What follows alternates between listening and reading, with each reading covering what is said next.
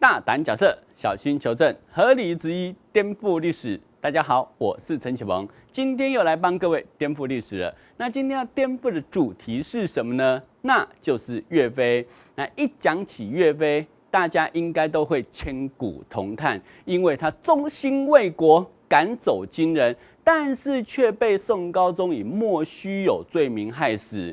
那不过讲到岳飞，历史剧跟真实的岳飞到底是否一致呢？那其实有很多跟我们所想象的不一样的地方，因此今天就来帮各位好好说上一说岳飞的诸般事宜。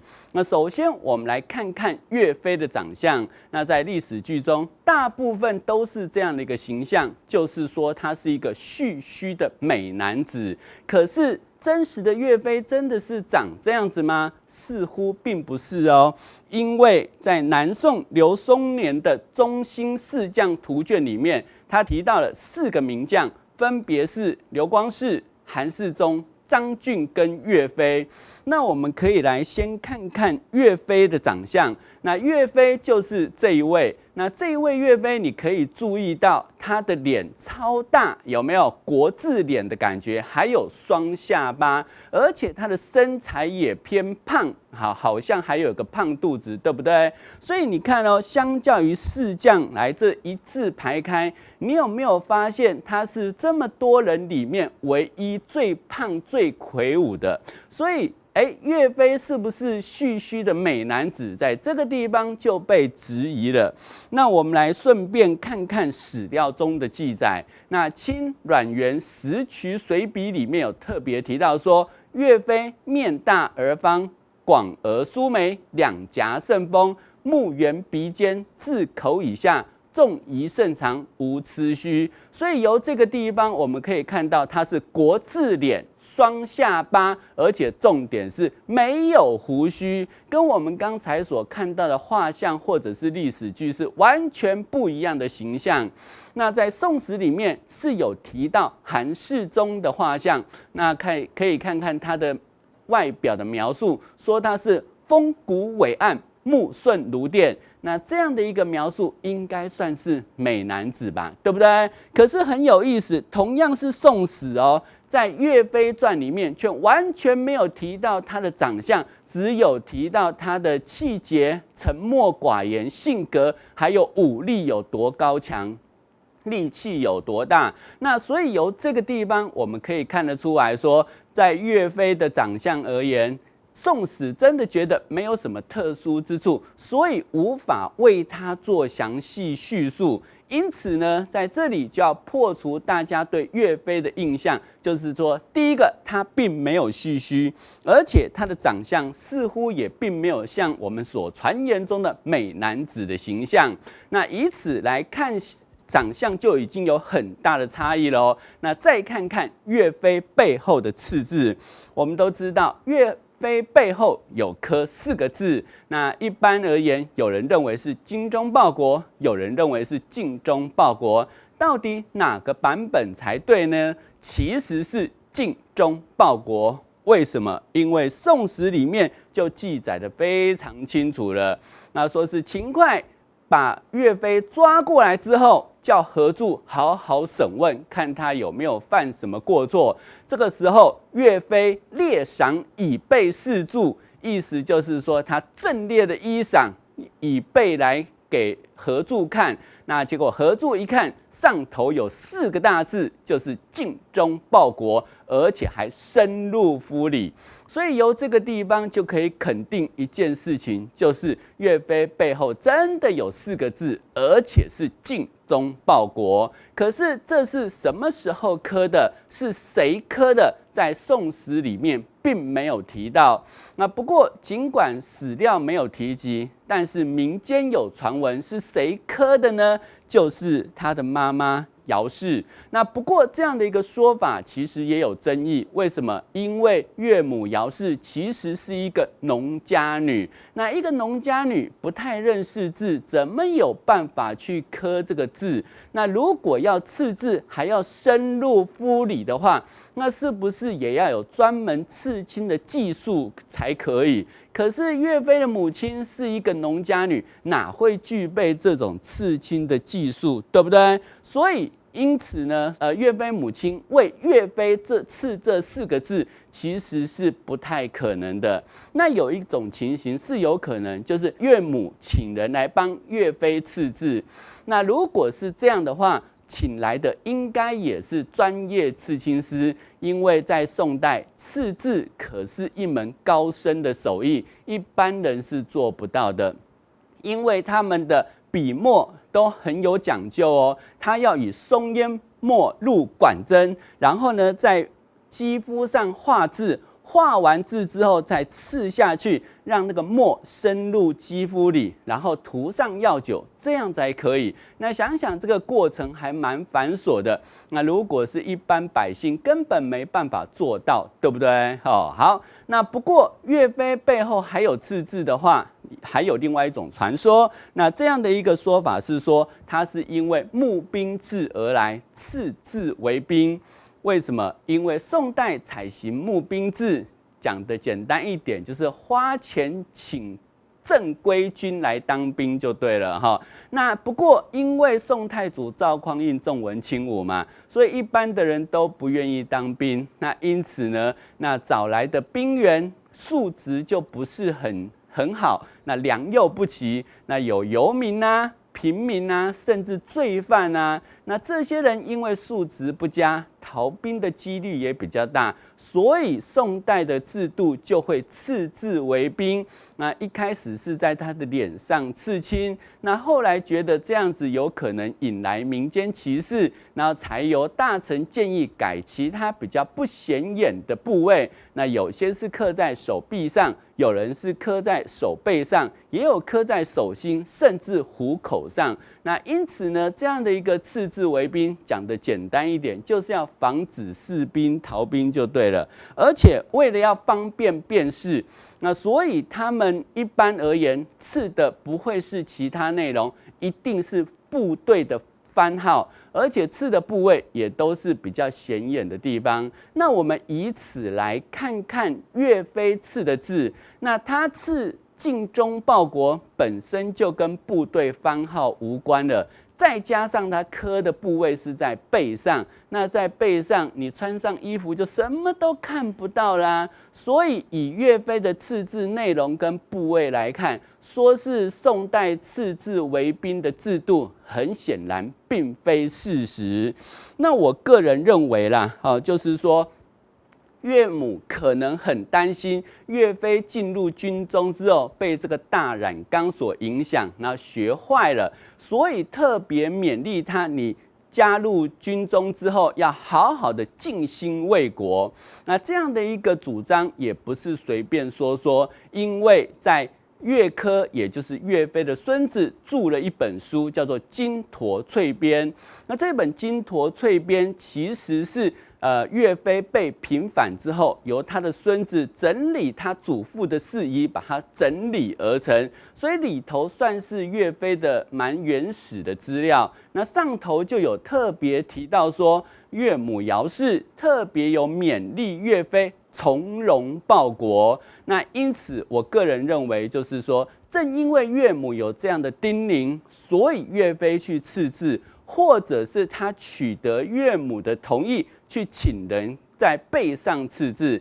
但是无论是自己刺还是请人刺，都可以肯定的一点就是，他一定得到岳母的首肯，才会在背上刺字。那不知道各位是否认同？好，然后我们接下来要问的是说，既然有尽忠报国在宋史之中，那为什么会传出有精忠报国这个版本呢？那很多人都认为这样的一个版本的传出，应该跟宋高宗有关。我们都知道，岳飞去打金人，战功彪炳，所以宋高宗为了勉励他，特别预示他4个大字，那就是精忠岳飞。那这个而且他不只赐他这4个大字哦，还特别请人做了一面旗帜，把这4个字写上去。所以后来岳飞出征时都会带着这面御赐的旗帜来作为他部队的标志，也就是他的岳家军。所以大家只要看到金钟岳飞，就知道是岳家军来了。可是我们要问呢，金钟岳飞跟精忠报国还是有很大的差异啊，那怎么会演变过来的呢？那应该是受到明清话本的影响。怎么说呢？我们来先看看明代话本的内容。在明代成化年间的《金钟记》有特别提到说，岳飞背脊有赐新救国字样。而明嘉靖年间的《武穆金钟传》则是提到说，岳飞为了治缅也缅人，特别出钱请工匠在背上刺“尽忠报国”4个大字。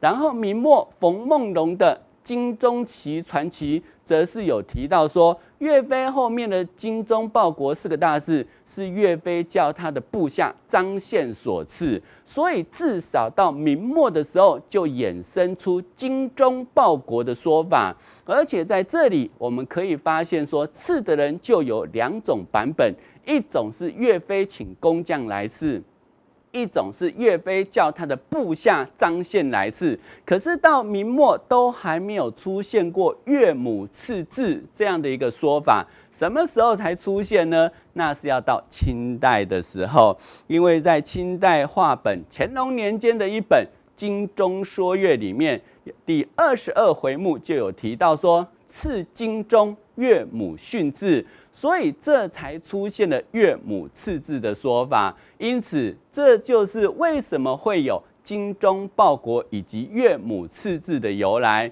所以说穿了，这2件事情都不存在，都是民间说书人凭空想象编造的结果。那不过，岳飞背后的赐字还有一种不同的版本，那说的是跟他的孙子岳珂有关。怎么说呢？因为在《岳王祠》中里头有一个铜爵拓片，那上头有“精忠报国”4个大字，是岳珂所书。那很有可能是有人特别去岳王祠参拜，参拜之后看到这个铜爵上面刻了“精忠报国”4个大字，以为这就是岳飞背后刻的字，所以以讹传讹之下，才会变成是精忠报国。那不过无论是哪一种版本，都不影响到岳飞在历史上的定位是多么的尽忠报国就是了哈。好，然后再接下来我们来讲讲岳飞的战功。那我们知道岳飞对上的金国名将叫做金兀术，那这个金兀术赖以成名的2大军种，一个是铁浮屠，一个是拐子马。那这2支部队让他所向披靡，还直逼临安啊。但是我们要问的是，这2支是什么样的部队呢？好，我们首先来看到铁浮屠。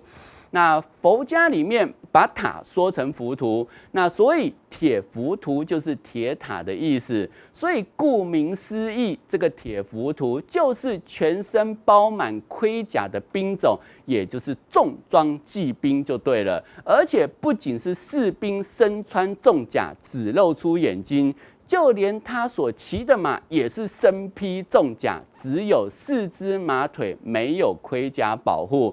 那这样的一支部队，因为它的那个盔甲非常的厚重，所以攻坚能力超强。那这样的一个部队不是只有1支哦，它有3000支之多。为什么？因为这个盔甲非常的贵重嘛，所以它其实兵种也不能多。那这些士兵一方面要承受这么重的盔甲，一方面又要攻击，所以这些士兵的体魄也相当的惊人，算是精锐中的精锐，精英中的精英。而且它规定这个铁浮屠3匹马要以皮所串联，所以一出来就真的仿佛一座铁塔一般，威势相当的惊人。也因为它的威势相当惊人，所以在这个铁浮屠的马的背后，它还特别放上拒马子。这个拒马子就是在马的背后放着，让马避免后退的情形，所以它只要是人进一步，那这个拒马子就跟着往前一步，也就是以示永不回头就对了。那可以想见，这只铁浮屠杀伤力真的是非常的大。据说要攻城略地的时候，就靠这只铁浮屠，那所向披靡啊。那不过这只铁浮屠也有一只小小的缺点，那就是机动力不够。那因此就要有另外机动性强的兵种来搭配。那这一只机动性强的兵种就是拐子马。那其实拐子就是左右两翼的意思，所以这样的一个兵种所形成的阵法也称为东西拐子马阵。那它其实每一个士兵都有2匹马，以便于其中一匹被砍倒之后，可以立刻用另外一匹来进行突击的动作，而且他们身上多半都是拿弓箭跟长枪，所以它可以近距离搏击，也可以远距离射击，所以算是相当的有机动性，而且他们冲锋陷阵之间攻击力也超强。那可以想见得到，这样的一支兵种搭配铁浮屠，当然是进退得宜，轻重相宜，对不对？所以史料记载，也就是在顺昌通判汪若海所成的杂志里面，就有特别提到说，2支部队是互相搭配，他们通常是用3000铁浮屠搭配1万拐子马，这样子进退得宜，而且凡是不能攻下的城，就用这2支部队来攻城略地。那所以这2支兵种才是金兀术战无不胜的原因。那我们就要问，这2支如此有优势的兵种，那岳飞是如何破的呢？说起这个岳飞就真的很厉害了。那岳飞先用壕沟来对付拐子马。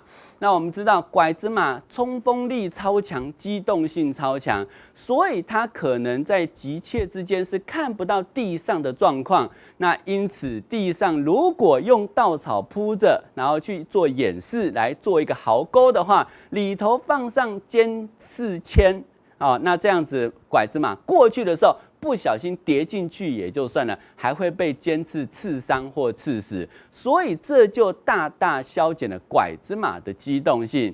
那至于铁浮屠该怎么办呢？岳飞用另外一种东西叫做马铡刀。那这种马铡刀，如果远远看去，就好像是一根长柄木杆，前面绑着大杆刀一样。那不过这样的一个马铡刀不是砍人，专门砍马。那为什么要砍马？因为只要他砍断一匹马的马脚，那马一旦倒了之后，倒一匹就会连着3匹一起倒，因为这3匹是用皮所相连嘛，而且他们身上都有厚厚的盔甲，那3匹一起倒之后，就根本就爬不起来了。那坐在上头的铁浮屠军这个士兵也就很难爬得起来。但是大家一定会问那个铁浮屠军身上如此厚重的盔甲，那砍也砍不到，杀也杀不到，那该怎么办呢？岳飞非常的聪明，他叫他的岳家军带着的是铁锤跟铁锥。那铁锤跟铁锥是没什么伤口啦，但是呢，撞击个几次却会造成所谓的贯穿式钝击，也就是内伤。那1次不行就来个2次，2次不行就来个3次，打个10几次，你这支铁浮屠再盔甲再厚，也应该会被打成重伤吧。所以根据史料记载，岳家军的出击都不是只有1次，他都是10数次，甚至是数十次，打到铁浮屠军受不了为止。所以金兀术万万没有想到，自己赖以成名的这2大军种会全部被岳飞破解，所以他大惊之下才会说了2句千古名言，就是撼山易，汉岳家军难。所以各位听到这里，你有没有觉得岳飞的兵法还有他的战术实在是非常的高明？有没有？好，那可惜的是，在收复中原形势大好的情况下，宋高宗居然连发12道金牌，把岳飞叫回来。那这边要跟各位说明的是，这里所谓的12道金牌，并不是真正黄金做的牌子，那它其实是用红色的漆做漆成的木片，那上头的字是用黄色写的，所以才叫做金牌。而能够发这样的一个牌子的人，只有一个人，那就是皇帝。那皇帝发这个金牌，代表命令非常之重要。那如果连发12道金牌，代表万般紧急，非遵循不可。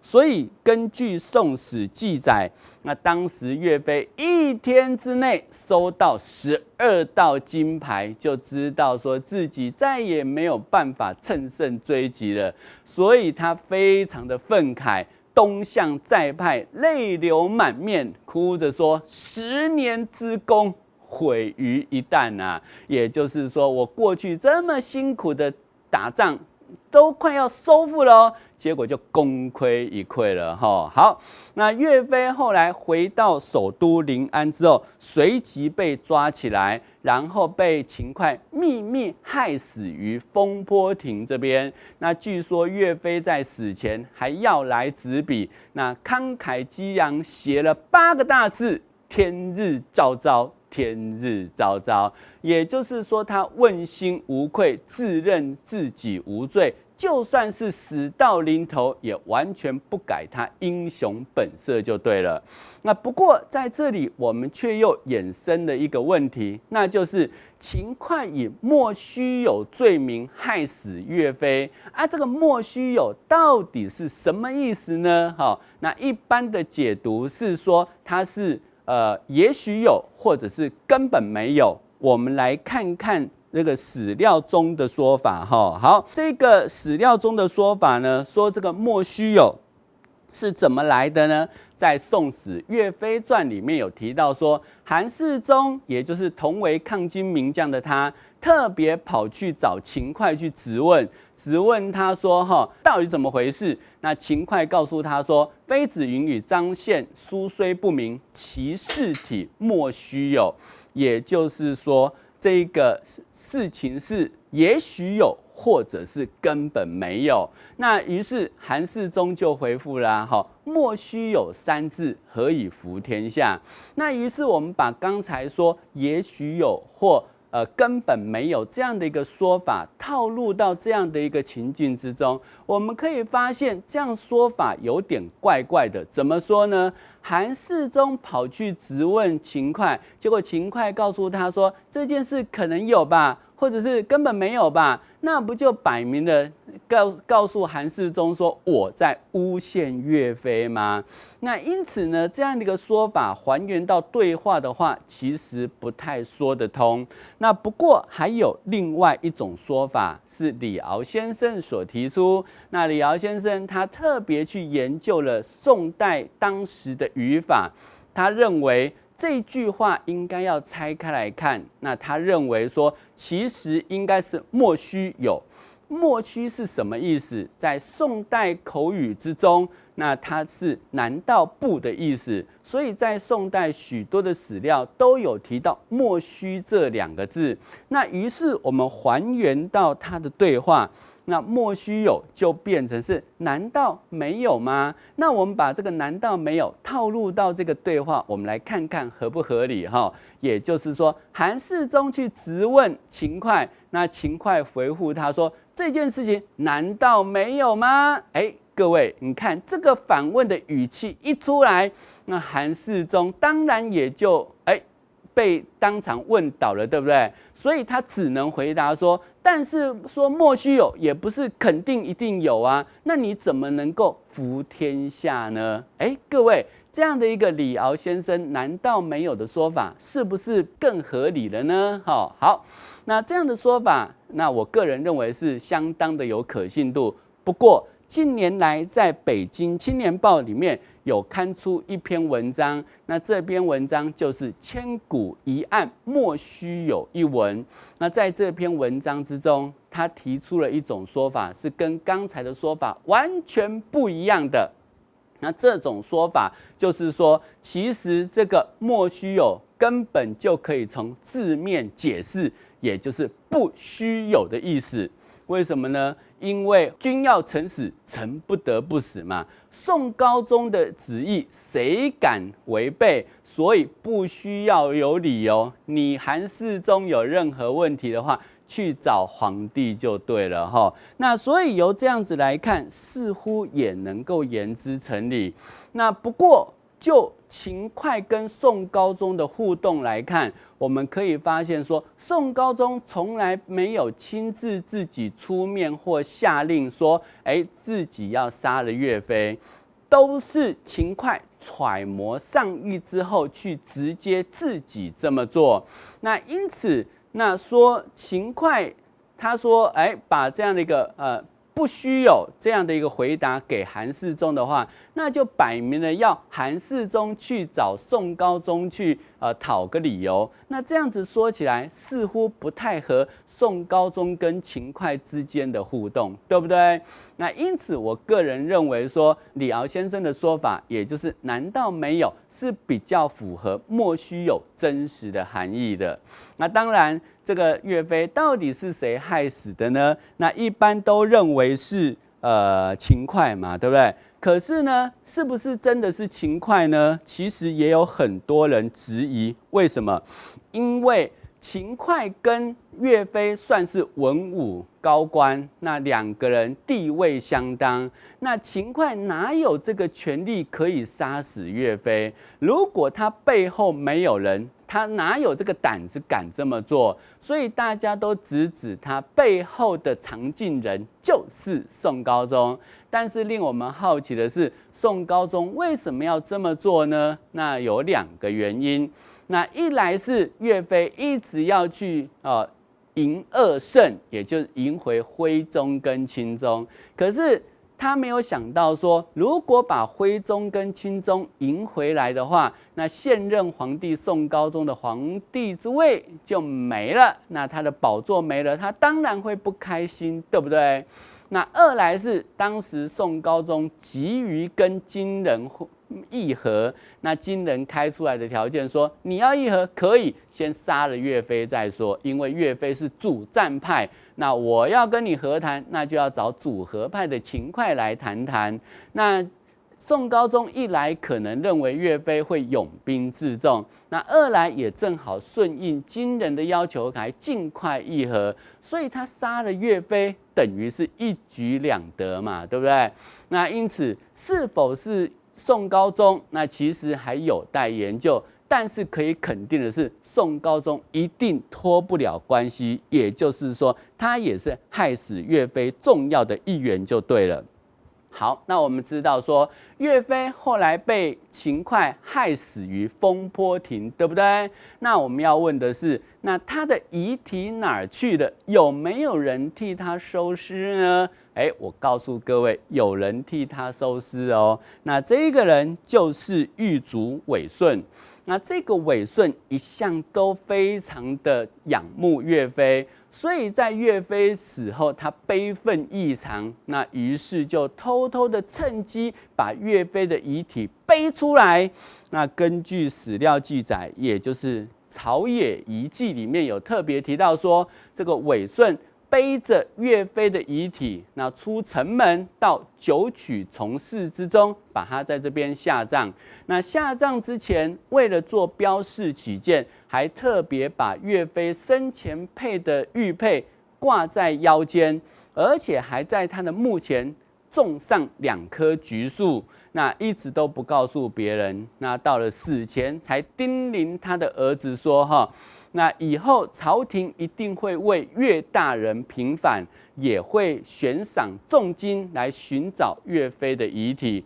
那因此，那你就记得把我的标示跟朝廷回报，让岳大人的遗体可以好好得到安葬。所以果不其然，岳飞死后21年，宋孝宗为他平反，果然出重金来寻找岳飞遗体的下落。这个时候，韦顺的儿子就把他父亲的话一一告诉官府，那官府就把岳飞的遗体取出来，另外迁葬。那迁葬到哪里呢？迁葬的地点就是杭州西子湖畔栖霞岭。所以后来这边有岳王祠，那就是因为韦顺偷偷把岳飞的遗体偷出来的结果。那所以后来大家听到韦顺这么做，都对他非常的佩服。为什么？小小一个狱卒，如果做了这种事情，那是不是有可能株连九族，会祸害家人？可是韦顺完全不会去疑虑这件事情，他只想好好的保全那个岳飞的遗体。那这份胆识跟忠诚，是不是非常的令人佩服呢？那因此后人也给韦顺一个称号，那称呼他为千古第一狱卒，也让他因此名留青史。那各位，所以不要认为自己的身份低落，只要你信念正确，而且行为光明正大，你就有机会名留千古。好，那我们再接下来再谈谈所谓的五墓遗书。民间传闻，岳飞在死前把他行军打仗的兵法写成一本遗书，那就是五墓遗书。那他写这本五墓遗书的目的，就是希望朝廷能用他这本兵书来抵抗金人。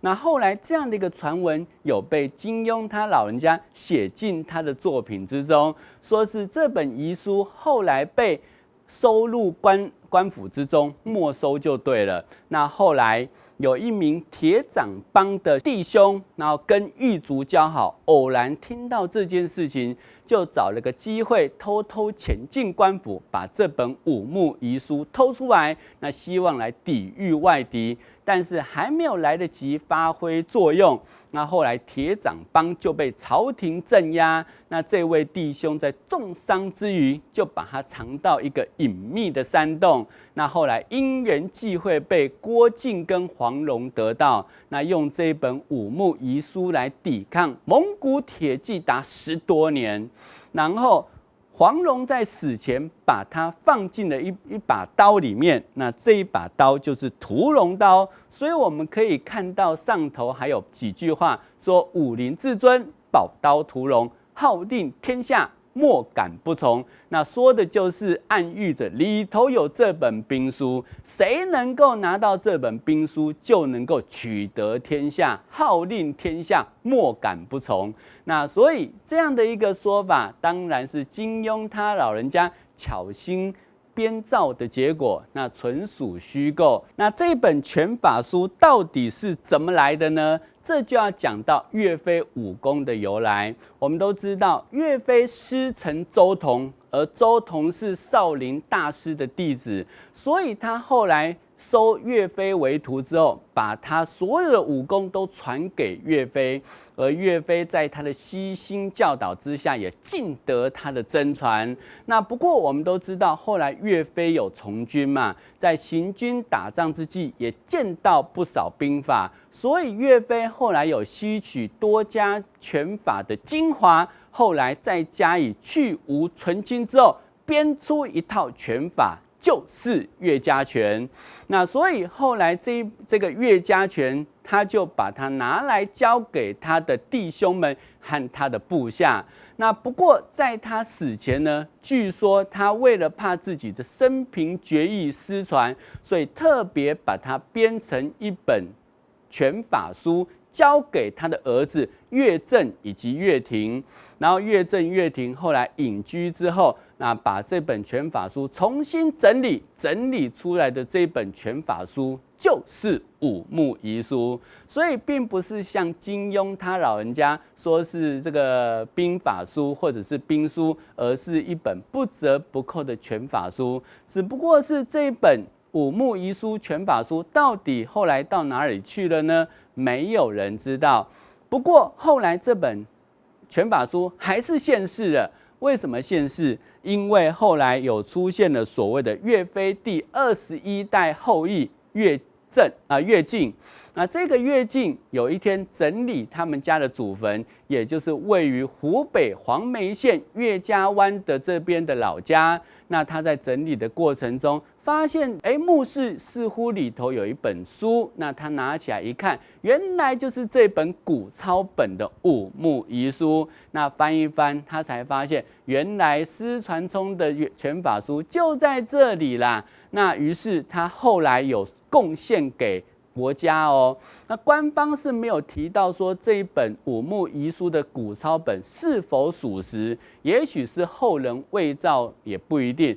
不过这个乐进他一直都有学习乐家拳，所以他后来在2008年的时候参加民间武术表演大会，那他的乐家拳技艺精湛，后来得了金奖。那后来还因此被列入了国家非物质文化遗产。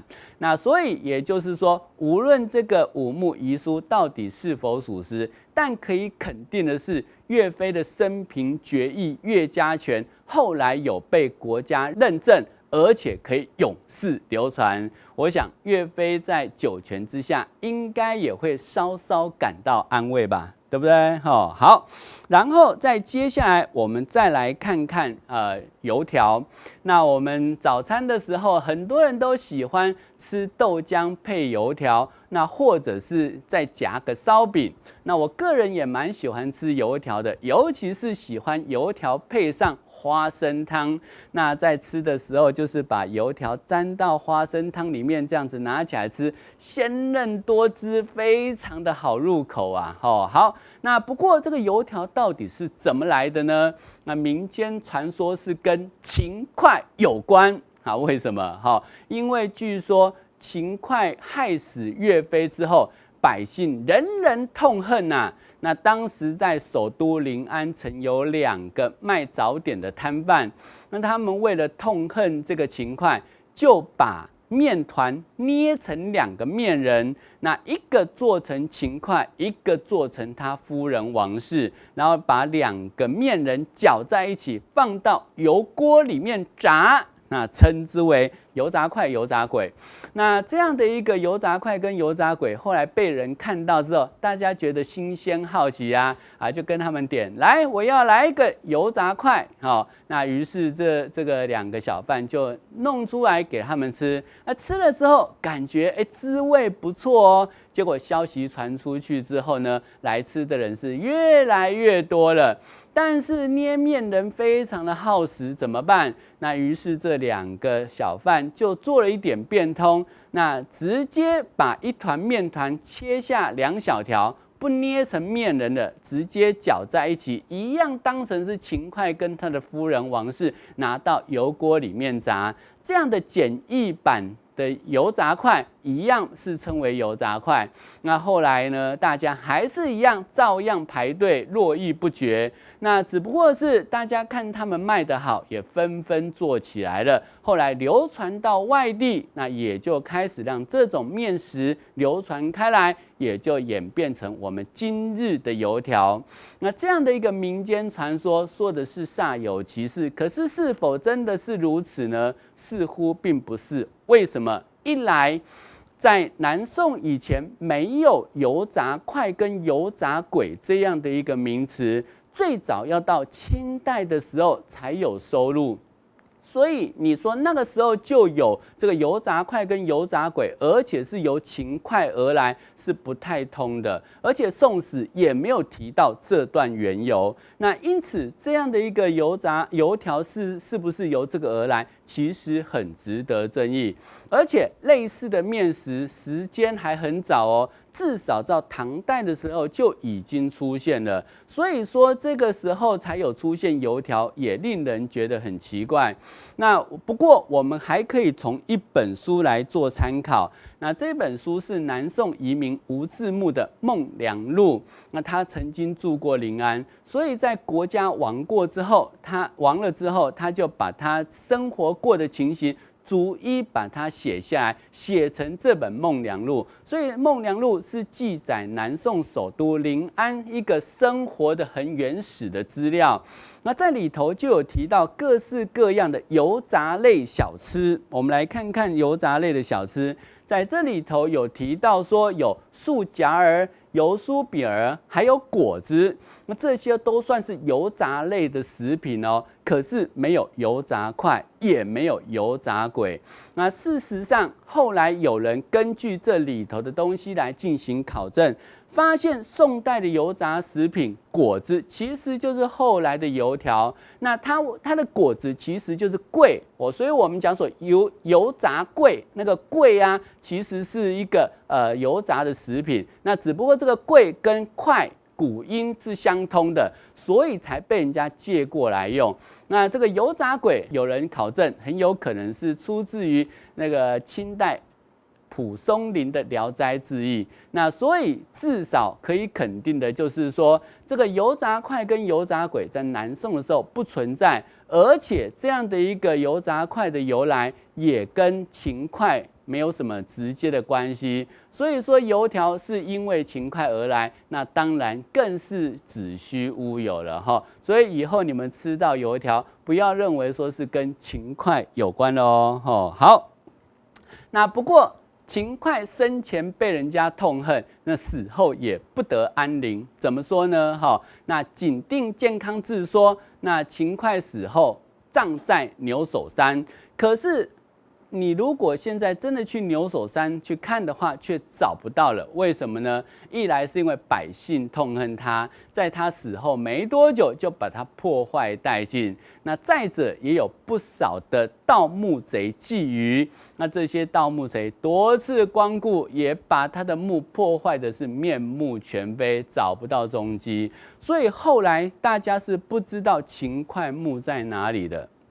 那不过呢，近几年来，那居然有考古队声称说疑似找到秦桧墓，那这当然会引起大家轰动啊！因为秦桧死了这么多年都没有人找到他的墓，什么时候又出现了呢？那于是大家就关注这个消息，那结果发现说，这个秦桧墓其实并不是他真正的墓，而是他的家族墓。那里头有起出了3口棺材，那分别是他的儿子秦熙，还有他的媳妇曹氏跟郑氏。可是最关键的秦桧墓就是不知道在哪里哈，所以现在还是不知道秦桧真正的墓在哪里。不过很有意思的是，考古队正在考证的过程中，网络就流传了一篇文章，声称是秦桧的遗书。那里头秦桧就声明他自己是主和派的立场，说自己认为跟金人议和才是保全大宋最佳办法。他也跟主战派的岳飞充分讨论过，但是他觉得岳飞不近人情，没有好好顾虑到宋高宗的立场，所以后来才会引发宋高宗杀机。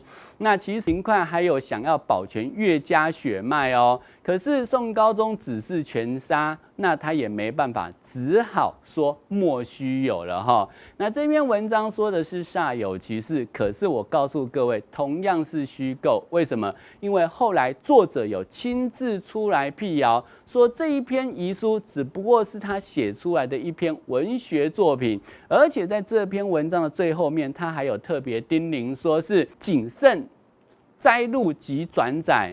那不知道为什么被一些记者拿去用套在秦桧家族墓身上，就变成是秦桧真正的遗书了。所以以后如果各位在网络上看到这类的文章，请注意哦，这并不是秦桧真正的遗书，因为连秦桧真正的墓都还没找到，哪有发现他的遗书的可能，对不对？不过很有意思的是，后来有盗墓贼去盗秦桧的墓，被记载了下来，但是却被从轻发落，而且还写诗褒奖他。那这是怎么回事呢？那这就要讲到明周辉《续金陵琐事》里头提到了一桩盗墓案件。那其实秦桧墓后来是大家不知道在哪里，但是本地人知道。那也因为本地人知道，所以本地人有人就动了歪脑筋去盗秦桧的墓。那据说盗得的财货以巨万计呀。结果后来东窗事发，被人家发现，把他抓起来。抓起来之后，按照大明那个律令是要把他斩首处死的。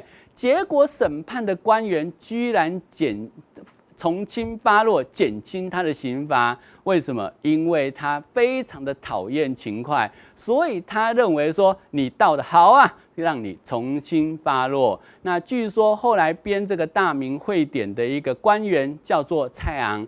蔡昂听到了这件事情，还特别调出卷宗来看哦，证实确实有此事，没错。所以真的有这件盗墓案件，而且不仅有人记载下来，还变成是审案的卷宗，而且还有人特别去审阅调出来看过。那后来这个蔡昂看完了之后呢，还特别写诗褒奖他，认为这个盗墓贼盗秦桧墓盗的是大快人心。那各位听完了这样的一个下场，你有没有觉得这真的是盗墓史上一桩特例？有没有？所以今天讲了许多岳飞的故事，那无非就是要让各位对岳飞有一个真正的了解。那不知道今天是否也颠覆了大家的认知？那大胆假设，小心求证，合理质疑，颠覆历史。陈启鹏的颠覆历史，我们下次见哦。